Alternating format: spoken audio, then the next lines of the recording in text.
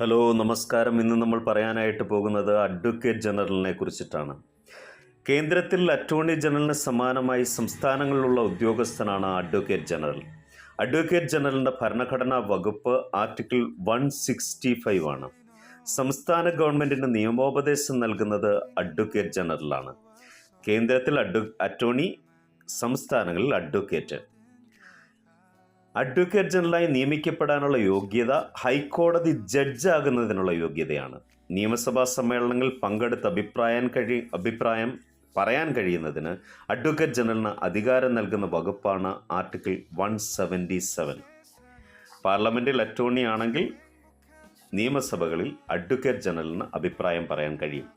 Advocate ജനറലിൻ്റെ കാലാവധി ഭരണഘടന പ്രകാരം നിശ്ചയിച്ചിട്ടില്ല. ഗവർണർ നിശ്ചയിക്കുന്ന ശമ്പളത്തിൽ അദ്ദേഹത്തിന് വിശ്വാസമുള്ളിടത്തോളം കാലം ഒരാൾക്ക് ഈ ഉദ്യോഗം വഹിക്കാവുന്നതാണ്. അഡ്വക്കേറ്റ് ജനറലിൻ്റെ കേരളത്തിലെ ആദ്യത്തെ അഡ്വക്കേറ്റ് ജനറലാണ് പത്മനാഭൻ പോറ്റി.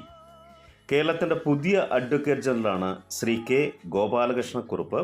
അടുത്തിടെ അന്തരിച്ച മുൻ കേരള അഡ്വക്കേറ്റ് ജനറലാണ് സുധാകര പ്രസാദ്, CP സുധാകര പ്രസാദ്. അപ്പോൾ അഡ്വക്കേറ്റ് ജനറൽ